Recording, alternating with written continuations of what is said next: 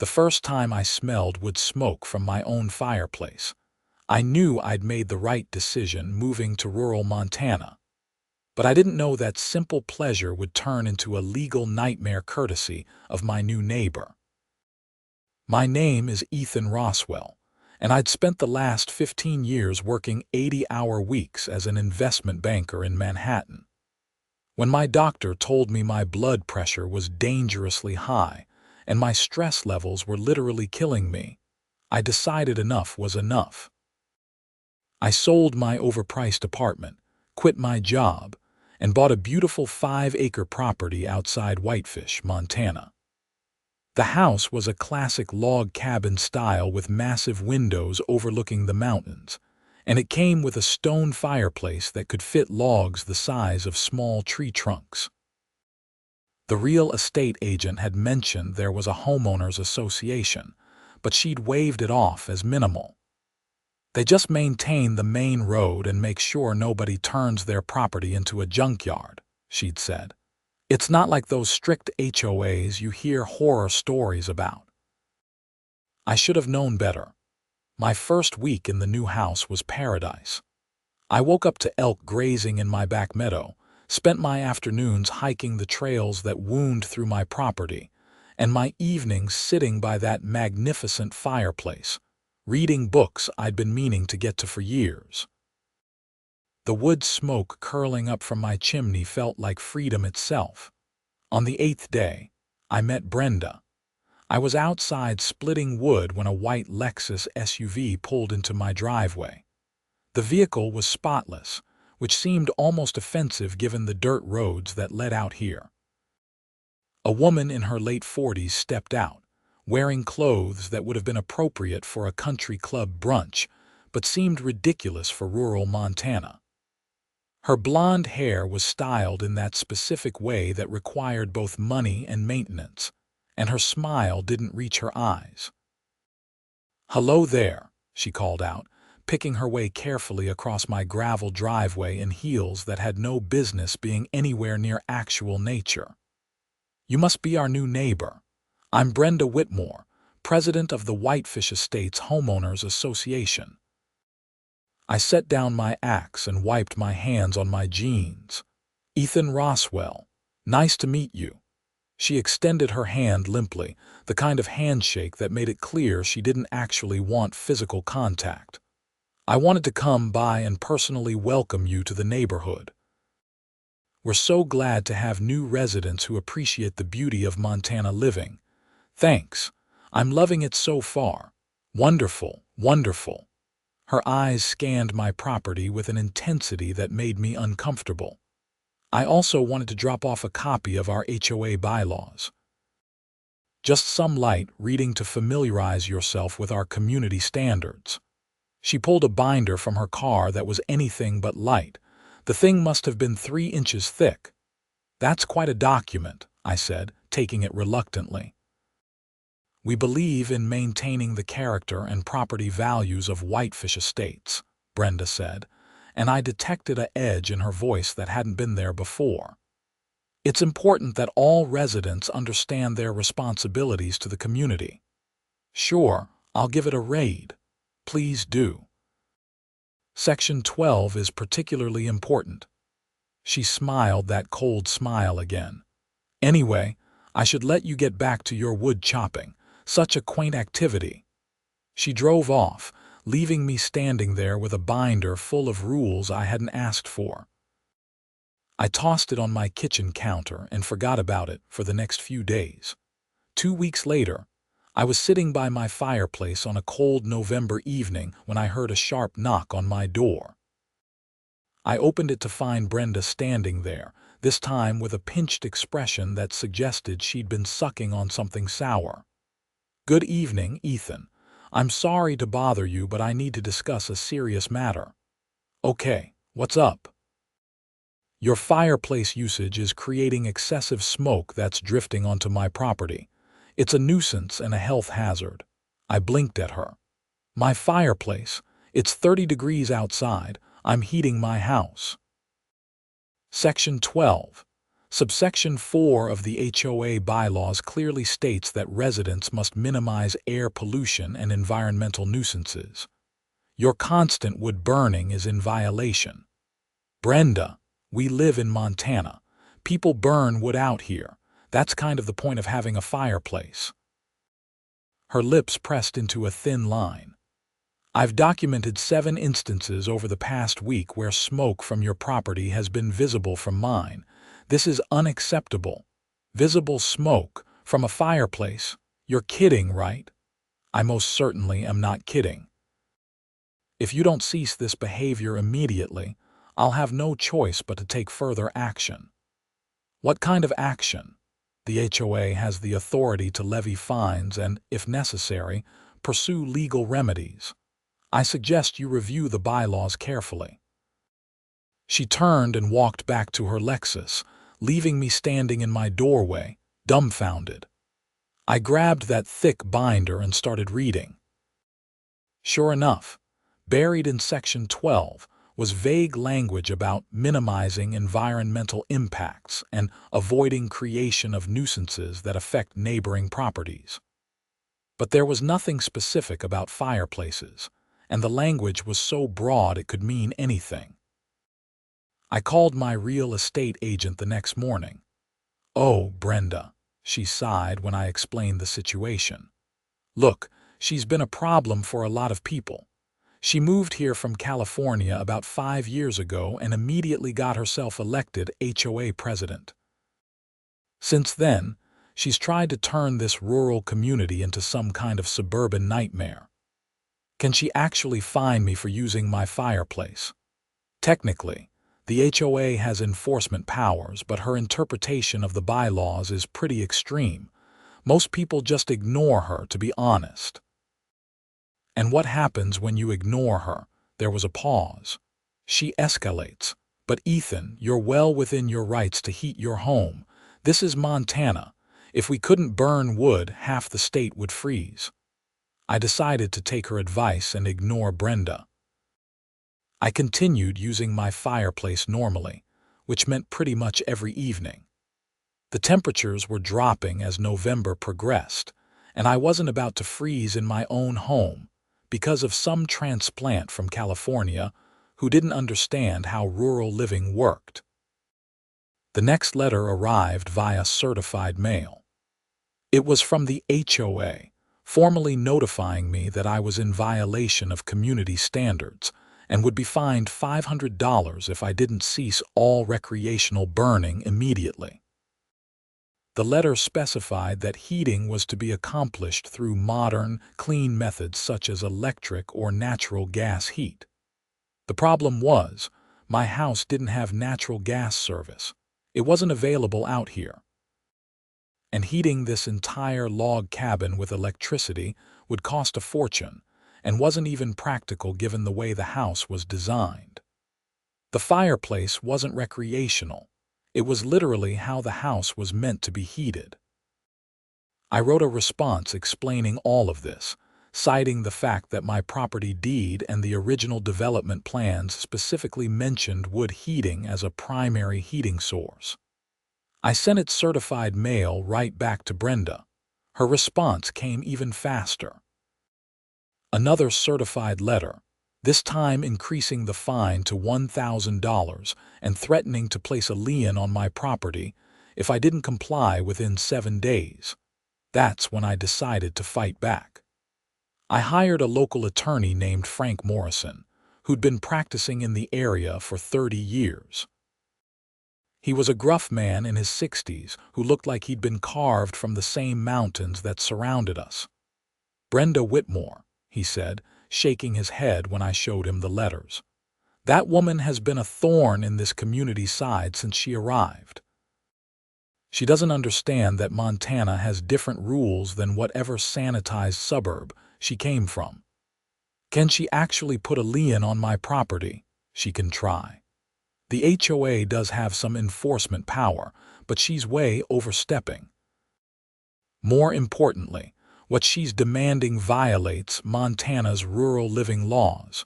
Did you know Montana has specific statutes protecting agricultural and rural practices? I didn't.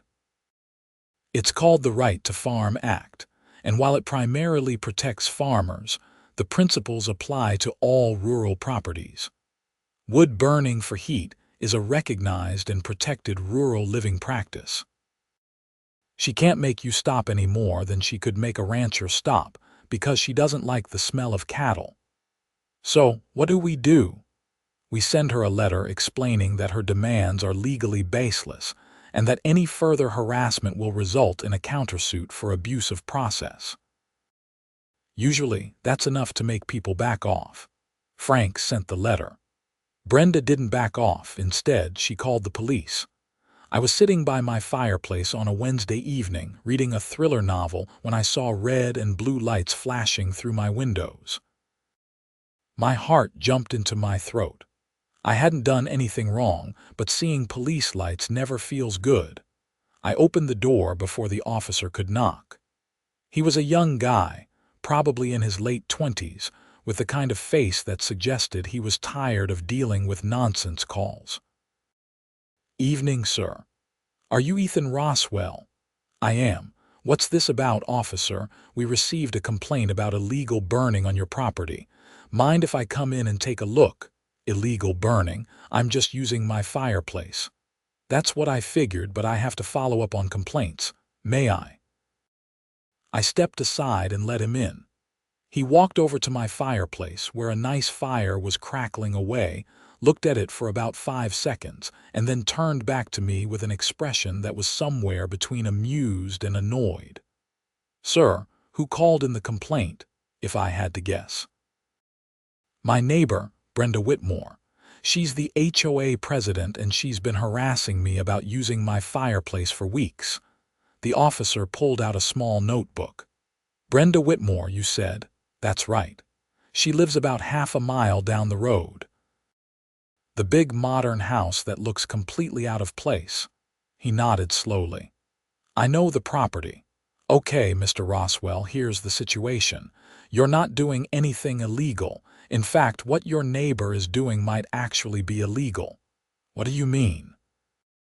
"Montana law specifically protects rural living practices, including wood burning for heat.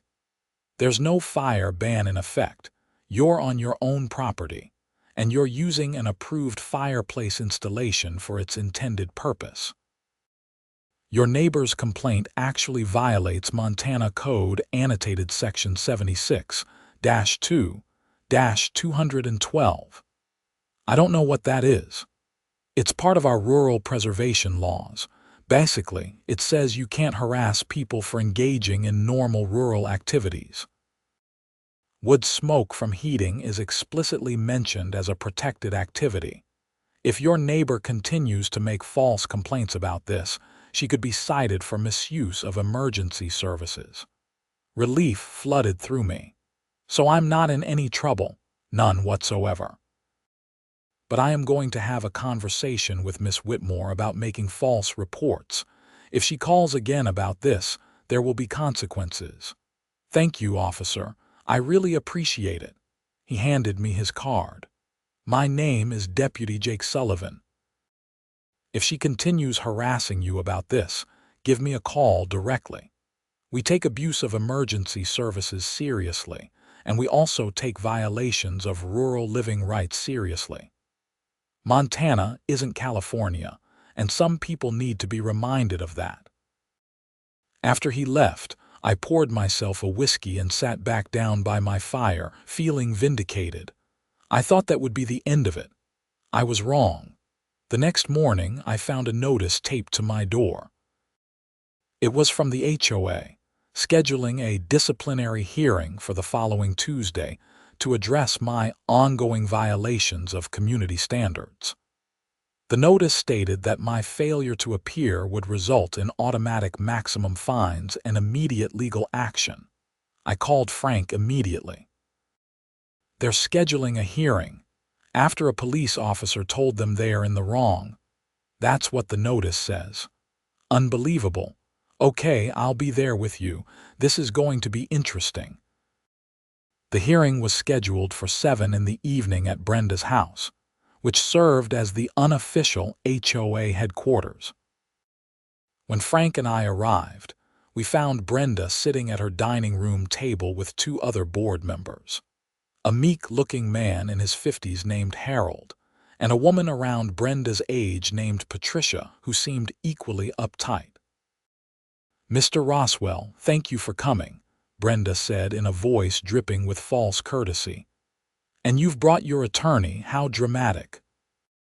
Given that you're threatening to fine my client and place a lien on his property for the crime of heating his home, I'd say an attorney is appropriate," Frank said, settling into a chair without waiting for an invitation.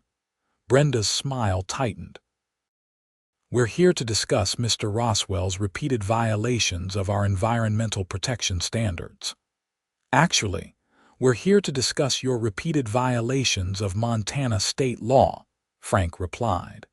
He pulled out a folder and laid it on the table. "I have documentation here showing that my client is engaged in protected rural living activities under Montana Code annotated Section 76-2-212. Your attempts to prevent him from heating his home would violate state law. Our HOA bylaws supersede state preferences," Brenda said. "No, they don't. HOA bylaws cannot contradict state law. This is basic legal principle." Patricia leaned forward. "We have a responsibility to all homeowners to maintain air quality and property values. You have no authority to prevent legal activities protected by state statute. If you continue down this path, you'll open yourselves up to legal liability."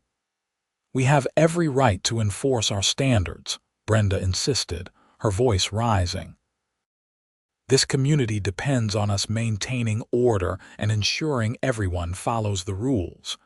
"Your rules are illegal," Frank said flatly. "A police officer already explained this to you. That officer was misinformed. Are you suggesting you know Montana law better than law enforcement?" The room fell silent. Harold, who hadn't said a word up to this point, cleared his throat nervously. "Maybe we should table this discussion until we can consult with an attorney ourselves," he suggested quietly. "We don't need an attorney," Brenda snapped. "We need compliance."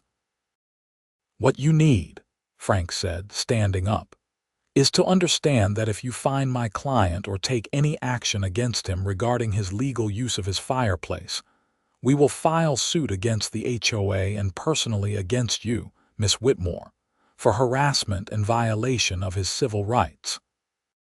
We'll also file a complaint with the county regarding your abuse of your position. Are we clear?" Brenda's face had turned an alarming shade of red. "Get out of my house." "Gladly. Mr. Roswell, let's go." We left, and I felt pretty good about how things had gone. Frank had made it clear they had no legal leg to stand on. But I'd underestimated how stubborn Brenda could be. 2 days later, I received a letter from a law firm in Billings representing the HOA. They were threatening to file suit against me for creating a nuisance, violating HOA bylaws, and causing property values to decline. The letter demanded I immediately cease all wood burning and pay $10,000 in damages to the HOA for stress and lost property value. "This is insane," I told Frank when I showed him the letter. "This is desperate," Frank corrected. "She hired an attorney who's willing to file a bogus lawsuit, but here's the thing. Filing bogus lawsuits opens her up to sanctions. Let me handle this." Frank reached out to the Billings attorney and explained the legal situation, including Montana's rural living protection statutes. He also pointed out that filing a lawsuit that violated state law could result in sanctions against both the attorney and the HOA. Apparently, once the Billings attorney actually researched the law, he dropped the HOA as a client immediately. Nobody wants to risk their bar license for an HOA president with a vendetta. You'd think that would have ended it. It didn't. Brenda started a campaign of petty harassment. She'd drive by my property multiple times a day. She'd take pictures of my house, my vehicles, my woodpile. She filed complaints with the county about my property maintenance, even though my property was immaculate. Every complaint was investigated and found to be baseless, but it was still annoying. Then she escalated again. I came home one afternoon to find the county health department inspector waiting for me. He looked uncomfortable. "Mr. Roswell, I'm sorry to bother you, but I received a complaint that you're operating an illegal dumping site on your property." "A what?" "Someone claimed you're burning trash and creating a health hazard. I have to investigate all complaints." I showed him my property, including my neat woodpile and my fireplace. He took about 10 minutes to confirm there was no illegal dumping or trash burning, apologized for wasting my time, and left. But he also told me who'd filed the complaint. "Miss Whitmore has filed 17 complaints in the past month about various properties," he said. "All of them have been baseless. We're getting tired of it. Can't you do something about false reports? We're building a case. If she files one more bogus complaint, we're going to pursue charges for misuse of county services." I was simultaneously relieved and frustrated.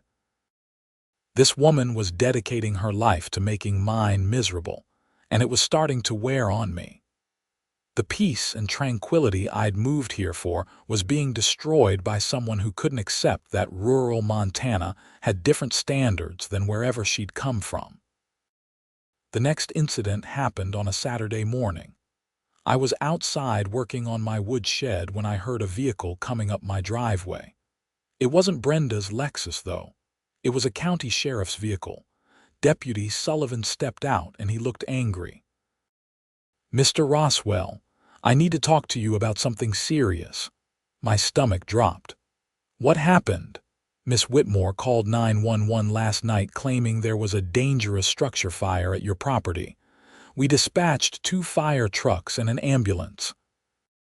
When they arrived, they found you sitting by your fireplace reading just like every other night.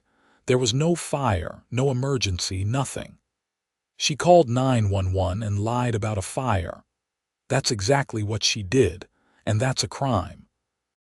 Filing a false emergency report is a misdemeanor at minimum, and given the resources she wasted and the danger she created by diverting emergency services from real emergencies, the county attorney is considering more serious charges. Good. I'm sorry she wasted your time, but I'm glad there are finally going to be consequences. There's more. We executed a search warrant on her phone and computer records this morning. Over the past 6 weeks, she's filed 32 complaints about you with various agencies. She's also been using HOA funds to hire private investigators to follow you and document your activities. She what? The HOA board is just her and 2 other people who basically rubber stamp whatever she wants. She's been spending HOA dues on her personal vendetta against you. That's embezzlement. The county attorney is filing charges today. I sat down on my porch steps, trying to process this. All of this because I use my fireplace. All of this because she's obsessed with control. You're not her first target, by the way. We found evidence that she's harassed at least 6 other residents over the past 3 years. Most of them just left rather than fight her. One family sold their house at a loss just to get away from her. That's horrible. It is. But it ends today. She's being charged with filing false emergency reports, misuse of emergency services, embezzlement of HOA funds, and harassment. She'll be arrested later today. What about the HOA? Are they coming after me? The remaining board members have already voted to dissolve the current leadership and install temporary oversight. They've also voted to rescind all fines and complaints against you. Frankly, they're terrified of being named as co-defendants in any lawsuits. After Deputy Sullivan left, I sat on my porch for a long time, watching the mountains and processing everything that had happened. I'd moved here for peace, and instead I'd gotten a nightmare neighbor who couldn't accept that different places have different ways of living. The arrest happened that evening. I didn't see it personally, but several neighbors told me about it. Apparently, Brenda had screamed at the officers, insisting they were making a mistake, claiming she was protecting the community and they should be arresting me instead. It took 3 deputies to get her into the patrol car. The local newspaper covered the story extensively. It turned out I wasn't the only person she'd terrorized. The paper interviewed several former residents who'd moved away specifically because of Brenda's harassment. One family had been cited dozens of times for agricultural nuisances because they kept chickens on their 5-acre property, which was completely legal. Another resident, an elderly man, had been threatened with fines because his grass was supposedly too long, even though he maintained a natural meadow habitat for wildlife. The criminal case moved forward quickly. Brenda's attorney tried to get the charges dismissed, arguing that she was just being a conscientious HOA president, but the evidence was overwhelming. She'd embezzled over $40,000 in HOA funds over 3 years, using the money to hire private investigators, file frivolous lawsuits, and even pay herself an unauthorized salary for her HOA duties. The false emergency report was the most serious charge. The fire department submitted a detailed report showing how her false call had diverted resources from a real medical emergency across town. The ambulance that responded to her fake fire had been delayed responding to an actual heart attack by almost 15 minutes. Fortunately, the heart attack victim survived, but it could have easily gone the other way. 3 months later, Brenda stood before a judge for sentencing. I attended the hearing along with several other residents she'd harassed. Frank came with me for moral support. The prosecutor laid out a detailed case showing a pattern of abuse of authority, harassment, and criminal behavior stretching back years. Brenda's attorney tried to paint her as a well-meaning woman who'd gotten overzealous in her duties, but the judge wasn't buying it. "Miss Whitmore," the judge said, "you systematically abused your position as HOA president to harass and intimidate your neighbors. You embezzled funds entrusted to you. Most seriously, you filed a false emergency report that could have resulted in loss of life. You've shown no remorse and no understanding of why your actions were wrong. In fact, even today, you seem to believe you were in the right." Brenda tried to interrupt, but her attorney stopped her. The judge continued, "I'm sentencing you to 18 months in county jail, followed by 2 years of probation. You're ordered to pay full restitution of all embezzled funds, plus the costs incurred by emergency services responding to your false reports.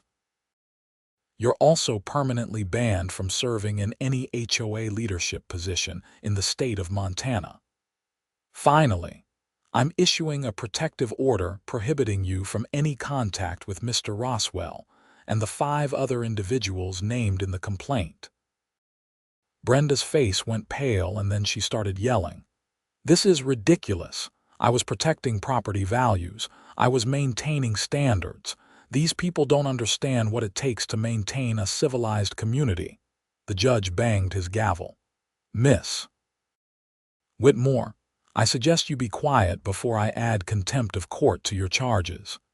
She was led away still protesting, insisting everyone else was wrong and she was the victim. The aftermath was interesting. The HOA underwent complete restructuring. The remaining board members resigned, and new elections were held. The new board immediately amended the bylaws, removing all the vague language about environmental nuisances and explicitly protecting residents' rights to engage in normal rural activities like wood burning, keeping livestock, and maintaining natural landscapes. The new HOA president was a rancher named Tom who'd lived in the area his whole life. His first official act was to send a letter to all residents apologizing for Brenda's behavior and promising that the HOA would return to its original purpose, maintaining the main road and ensuring everyone respected each other's right to use their property as they saw fit. Several of the families who'd moved away because of Brenda actually moved back.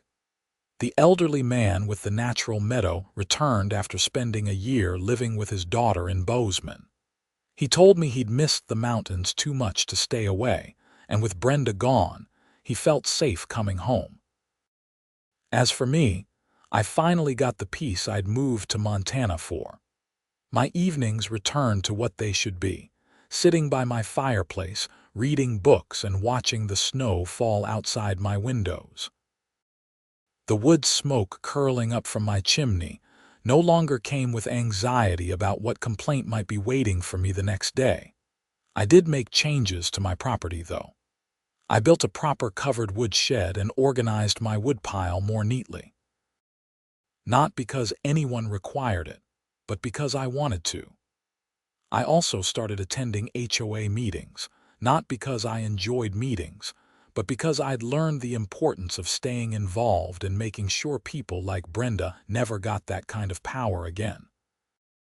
Deputy Sullivan stopped by a few weeks after the sentencing, ostensibly to check on me but really just to chat. We'd become friendly through the whole ordeal. "You know what the ironic thing is," he said, sitting on my porch and accepting the beer I offered him. "Brenda's house is sitting empty now. She listed it for sale, but nobody wants to buy it. Turns out being known as the crazy HOA lady's house isn't great for property values. That is ironic, considering how obsessed she was with property values. She never understood that property values out here aren't about perfectly manicured lawns and rules about what color you can paint your mailbox. People move to rural Montana because they want space, freedom, and the ability to live life on their own terms." She tried to import suburban California thinking to a place where it doesn't fit, and it destroyed her. "I feel bad for her in a way," I admitted. She clearly wasn't happy here, but instead of accepting that and moving somewhere that fit her better, she tried to force an entire community to change. Don't feel too bad. She had plenty of chances to back down and didn't take any of them. She chose escalation every single time. We sat in comfortable silence for a while, watching the sun set over the mountains and listening to the elk bugle in the distance. "You settling in okay otherwise?" Sullivan asked. "Besides the whole crazy neighbor situation?" "Yeah, actually, I love it here. I've been hiking. I'm thinking about getting some chickens in the spring, and my blood pressure is lower than it's been in 20 years. That's what I like to hear. Montana's a good place for people who want to actually live instead of just existing. We don't need more people trying to turn it into somewhere else." After he left, I went back inside and built up my fire. It was going to be a cold night, with temperatures dropping below zero. I settled into my favorite chair with a book and a whiskey perfectly content. The legal aftermath continued for months. Several of Brenda's other victims filed civil suits against her for harassment and emotional distress. I didn't join those suits. I'd gotten what I wanted, the freedom to live my life in peace. Frank advised me that I had a strong case if I wanted to pursue it, but I told him I was done. I just wanted to move forward. The HOA's finances were a mess after Brenda's embezzlement, but the new board worked hard to clean things up. They hired a professional accountant to audit the books and implement proper financial controls. It turned out Brenda had been skimming money almost from the day she became president, starting small, but getting bolder over time. One interesting thing that came out in the civil suits was that Brenda's husband had filed for divorce shortly after her arrest. According to courthouse gossip, he'd had no idea what she was doing with the HOA. He worked as an engineer for a mining company and traveled constantly. When he found out about her behavior, he was apparently mortified and immediately distanced himself from her. Spring came to Montana with its usual dramatic transformation. The snow melted, revealing the green meadows underneath. Wildflowers exploded across the landscape. I planted a garden, something I'd never had space for in Manhattan, and spent my mornings tending to vegetables and herbs. I also got those chickens I'd been thinking about. 6 hens that provided more eggs than I could eat. I started giving the extras to my neighbors, which led to friendships I might not have made otherwise. There was something about showing up at someone's door with fresh eggs that broke down barriers quickly. Tom, the new HOA president, became a good friend. He taught me about the area's history and introduced me to other locals. Through him, I learned about the community's ongoing struggles to maintain its rural character in the face of increasing development pressure. Brenda wasn't unique, Tom told me one evening over dinner at his ranch. She's an extreme example, but we've been seeing more and more people move here from cities who want to change everything about how we live. They love the idea of Montana but can't handle the reality of it. What's the solution? Education, mostly. And enforcing state laws that protect rural living. Montana passed those laws specifically because this was becoming such a problem. People were moving to agricultural areas and then suing farmers for dust, noise, and smells. It was ridiculous. The Right to Farm Act and the Rural Living Protections were passed to stop that. I'm glad those laws exist. Without them, I'd probably still be fighting Brenda in court. Exactly, and that's why we have to stay vigilant. There are always going to be people who think their preferences should override everyone else's rights. We can't let them take over community organizations like HOAs. His words stuck with me. I'd moved to Montana to escape stress and find peace, but I'd learned that peace requires active protection. You can't just assume things will work out. You have to stay engaged and speak up when something's wrong. I also started attending county commission meetings, which I never would have imagined doing in my old life. But I wanted to understand how local government worked and make sure decisions being made reflected the values of people who actually lived here, not transplants trying to remake Montana in the image of wherever they'd left. Summer brought tourists, lots of them, flooding into Whitefish and the surrounding areas. Glacier National Park was only about 30 miles away, and our area was a popular base for visitors. I didn't mind the tourists too much, though I understood why some locals found them frustrating. They'd clog up the roads, treat wildlife like theme park attractions, and sometimes seemed shocked that rural Montana didn't have the same amenities as major cities. One incident really drove home the cultural disconnect. A tourist couple got angry at a local restaurant because they didn't have vegan options and the Wi-Fi was spotty. They actually left a 1-star review online complaining that the restaurant was backwards and needed to modernize. The restaurant had been family-owned for 60 years and was an institution in the community. The owner's response to the review was perfect. "We're a steakhouse in cattle country. If you want vegan food and fast Wi-Fi, might I suggest Seattle?" The review and response went viral locally, becoming a source of pride for people who were tired of being told they needed to change to accommodate others' expectations. As summer turned to fall, my first full year in Montana was coming to a close. I'd been through a legal battle, made new friends, learned new skills, and fundamentally changed how I lived my life. My stress levels were lower than they'd been in decades. I'd lost 20 pounds without trying, just from being more active and eating better. And I'd rediscovered hobbies and interests I'd abandoned during my years of corporate grinding.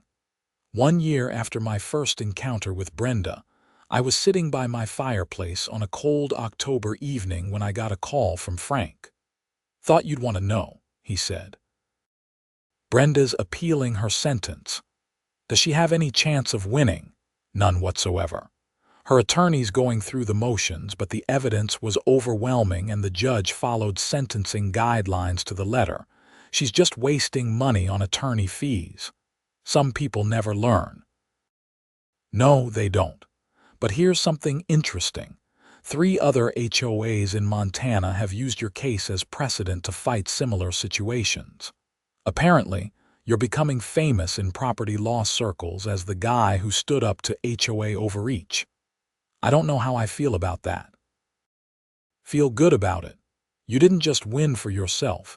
You helped establish important precedent protecting other people's rights.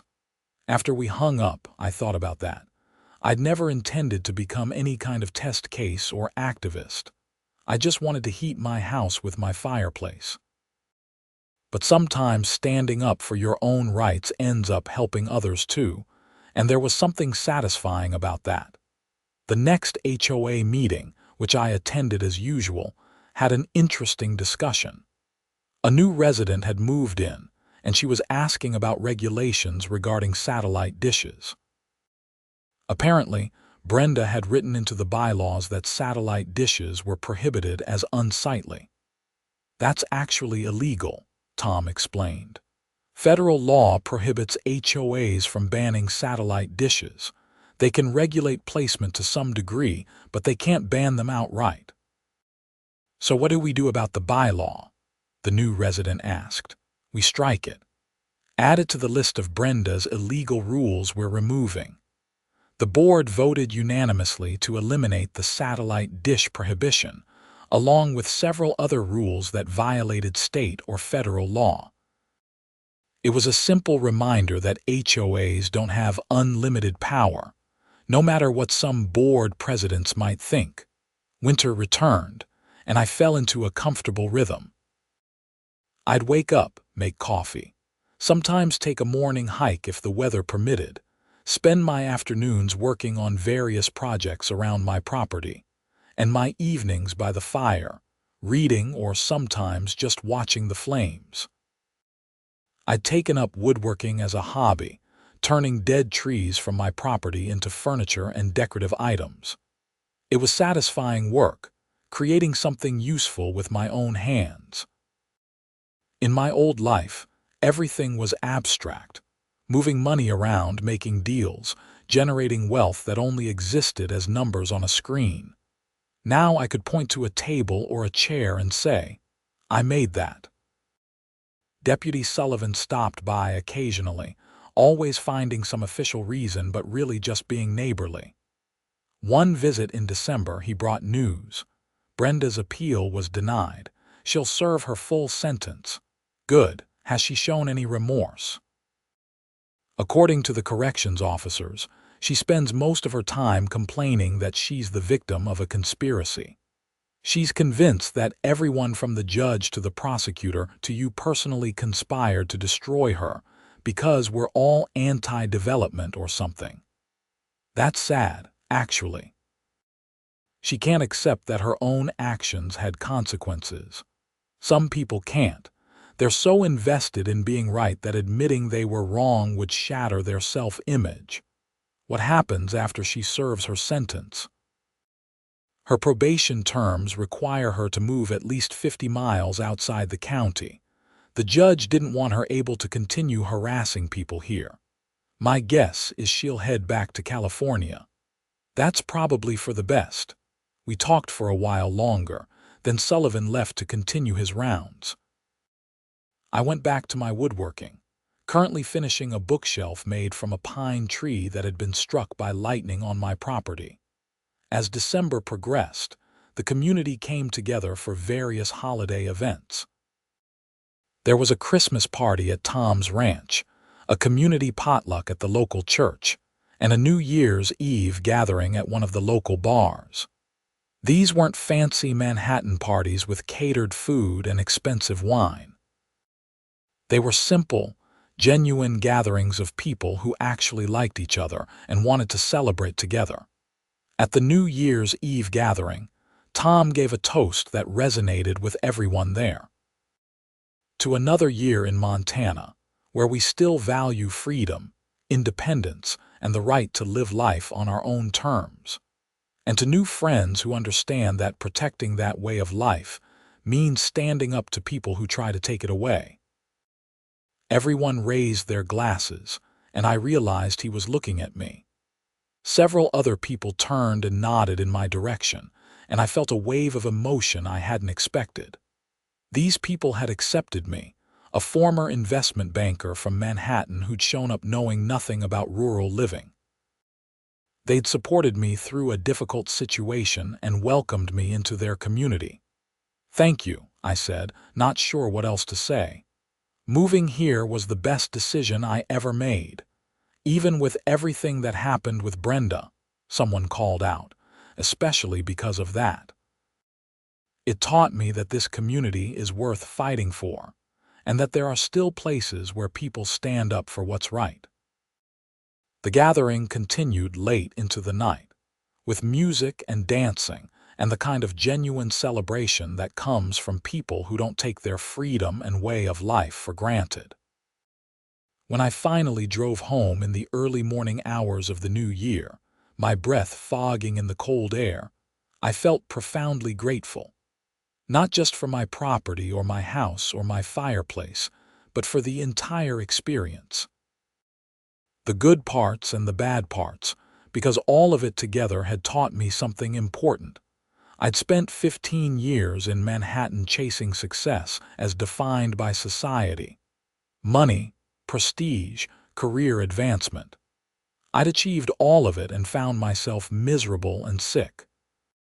Here in Montana, living in a way that some might consider backwards or unsophisticated, I'd found actual contentment. And I'd learned that protecting that contentment sometimes meant fighting for it. Standing up to people who thought their vision of how life should be lived was more important than your right to live it your own way. The fire in my fireplace that night burned bright and warm, the smoke curling up through my chimney and out into the cold Montana air, visible for miles against the night sky. And I thought about Brenda, sitting in a jail cell, still convinced she'd been right to try to stop me. She'd never understood that the smoke from my chimney wasn't pollution or a nuisance. It was freedom made visible. It was the physical manifestation of the right to live life on your own terms, to heat your home the way humans had for thousands of years, to reject the idea that someone else's preferences should control your choices. Montana's rural living laws recognized that. The police had recognized it. The judge had recognized it. Eventually, everyone except Brenda had recognized it. As spring approached once again, bringing my second full year in Montana, I reflected on how much my life had changed. The stress and anxiety that had plagued me in New York were gone. My relationships were deeper and more genuine. My days had meaning and purpose beyond just making money. I'd also become something I'd never expected, an advocate for rural rights. Frank had asked me to speak at a state legislative hearing about protecting rural living laws from attempts to weaken them. Apparently, some lobbyists representing development interests were trying to introduce legislation that would give HOAs more power to regulate property use, even in rural areas. Standing in the state capitol in Helena, testifying about my experience, felt surreal. But it was important. If my nightmare with Brenda could help prevent other people from going through the same thing, it was worth the discomfort of public speaking. Montana's rural living laws aren't just about farming or ranching, I told the legislative committee. They're about preserving a way of life that's increasingly under threat. People move here because they want freedom and space and the ability to live according to their own values. Giving HOAs power to override state law protecting rural practices would fundamentally change the character of rural Montana, and not for the better. The legislation died in committee, thanks in part to testimony from me and others who'd had similar experiences. Life settled into a pattern I found deeply satisfying. I chopped wood, tended my garden, cared for my chickens, worked on woodworking projects, hiked my property and the surrounding public lands, and spent my evenings by my fireplace. Simple activities that probably would have bored my former Manhattan self, but brought me genuine happiness. I also started dating someone, a woman named Grace Nelson who ran a bookstore in Whitefish. We'd met at one of Tom's ranch parties, bonding over our shared love of mystery novels and our experiences dealing with difficult people. She dealt with her own HOA issues in a previous home, though nothing as extreme as my situation with Brenda. Grace understood the appeal of rural living without trying to change it. She appreciated that my house smelled like wood smoke, that I sometimes tracked mud inside after working on my property, that I kept chickens that occasionally got noisy in the morning. She fit into my life seamlessly, and I fit into hers. "You know what I love about being with you," she said one evening as we sat by my fireplace, each reading our own books. "You're genuinely content. You're not constantly striving for the next thing or worried about what other people think. You just are." It took moving across the country and getting harassed by an HOA president to figure that out, I replied with a smile. Sometimes we have to go through difficult things to find out what really matters. She was right, of course. My battle with Brenda had been stressful and frustrating, but it had also clarified what was important to me and shown me the strength of the community I'd joined. 2 years after Brenda's sentencing, she was released from jail to begin her probation period. True to the judge's orders, she moved back to California, settling in Orange County according to courthouse records. I never heard from her directly, but Frank told me she'd made some vague threats about appealing or filing civil suits, none of which materialized. "She's just blowing smoke," Frank said. "Literally no attorney will take her case at this point. She's made herself toxic." The property she'd left behind eventually sold, though it took over a year and she had to drop the price significantly. The new owners were a retired couple from Billings who'd spent their whole lives in Montana and understood how rural communities worked. They became good neighbors and friends. Life moved forward. Seasons changed. I continued my simple routines, finding joy in work that produced tangible results and relationships built on genuine mutual respect, rather than professional networking. 3 years after my initial encounter with Brenda, the local newspaper did a follow-up story on the case, framing it as a cautionary tale about HOA overreach and the importance of understanding local laws and customs. They interviewed me, Tom, Deputy Sullivan, and several other people involved in the situation. The article concluded with a quote from me that I thought summed up the whole experience pretty well. "I moved to Montana to find peace and freedom. I had to fight for both, but it was worth it. And I learned that sometimes the most radical thing you can do is simply live life on your own terms and refuse to let anyone make you apologize for it." The article was picked up by several national news outlets, sparking a broader conversation about HOA power and rural living rights. I got interview requests from news programs and podcasts, most of which I declined. I'd said what I needed to say. I didn't need to become some kind of professional activist or talking head. I just wanted to live my life, heat my house with my fireplace, and enjoy the peace and beauty of Montana that I'd moved here to experience. And that's exactly what I did. On a cold evening in late November, exactly 4 years after Brenda had first knocked on my door to complain about my wood smoke, I sat by my fireplace with Grace, watching the snow fall outside. We'd gotten engaged the month before, planning a small wedding at Tom's ranch in the spring. "Do you ever regret it?" Grace asked. "The whole situation with Brenda, I mean. It was awful at the time." "Honestly, no. It was difficult, but it connected me to this community in a way that might not have happened otherwise.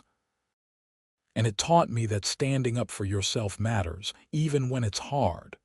Plus, you got a good story out of it. There's that too." We sat in comfortable silence, the crackling of the fire the only sound besides the wind outside. Wood smoke curled up from my chimney, visible against the darkening sky, a simple testament to the freedom I'd fought for and won. In the end, that's what it all came down to. Not complex legal principles or property rights debates or HOA politics, but something much simpler. The right to live life on your own terms, to make your own choices about how to heat your house and use your property, to be left alone to pursue happiness as you defined it. Brenda had tried to take that away, armed with HOA bylaws and an authoritarian mindset that couldn't accept that her preferences weren't universal law. She'd failed, and in failing, she'd inadvertently strengthened the very things she'd tried to destroy. The community was more united, more aware of their rights, and more committed to protecting their rural way of life. State laws protecting rural living had been reinforced and clarified, and I'd found not just a home but a place where I truly belonged. 4 years on, sitting by my fireplace with the woman I loved, I'd never been happier or more at peace. The wood smoke rising from my chimney wasn't just warmth. It was victory, freedom, and home all wrapped together, and nobody, not Brenda or anyone else, could take that away.